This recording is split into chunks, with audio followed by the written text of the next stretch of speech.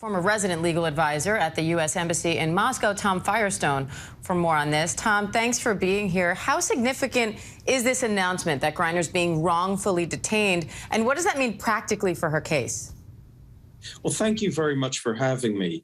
I think this is very significant. What it means is that in the U.S. government, the handling of this case will move from the consular section of the State Department, which really just monitors the conditions in which somebody is being held and make sure that they're being treated adequately, to the special envoy for hostage affairs, who will take affirmative steps, diplomatic measures to try to secure her release. So it raises the profile of the case within the U.S. government, and it means they're going to be putting more resources into the case. And as Whit Johnson said, it means that they have basically concluded that this case cannot be trusted to the Russian legal system to be adjudicated fairly. Why make this announcement now? Is there anything behind the timing, or is this just when their investigation concluded? It's very hard to say. We don't exactly know. She's been held, as Whit said, for about 75 days now. There are certain criteria that have to be considered before somebody can be considered wrongfully detained. Those are the conditions in which they're being held, evidence that they're being held as, to try to influence U.S. government policy, inhumane treatment, factual innocence. So it may well be that they only recently received evidence which supports this designation. It may be that it was connected to the Trevor Reed negotiations. Something came out in that. We don't know, but it appears that they have received new information that now justifies this classification.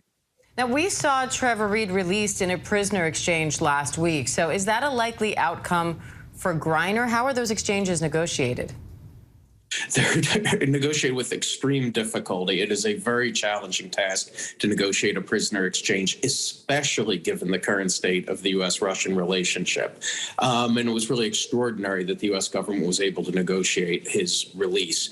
Will that happen in her case? We don't know. It's certainly a hopeful sign that Reed was released. It's a hopeful sign that when they announced his release, they announced that they were taking measures to get Brittney Griner released. It's a hopeful sign that her case has now been elevated within the U.S. government. So I think with all of these announcements, they have raised expectations about what they can do, all of which I would think would give her and her supporters hope. But this is far from a done deal because these are not easy to negotiate, especially now. And to your point, how does the fact that the U.S. is supplying weapons to Ukraine complicate these negotiations? Well, it obviously complicates the negotiations. I mean, the relationship between the U.S. and Russia is at one of its lowest points ever, if not its very lowest point. So that makes things much more difficult. However, as we saw with the Reed case, it's not impossible. They managed to secure his release, to negotiate this exchange, despite all the challenges in the relationship right now. So it's going to be difficult, but it is not impossible. All right, Tom Firestone, we appreciate it. Tom, thank you. Hi, everyone. George Stephanopoulos here. Thanks for checking out the ABC News YouTube channel. If you'd like to get more videos, show highlights, and watch live event coverage, click on the right over here to subscribe to our channel. And don't forget to download the ABC News app for breaking news alerts. Thanks for watching.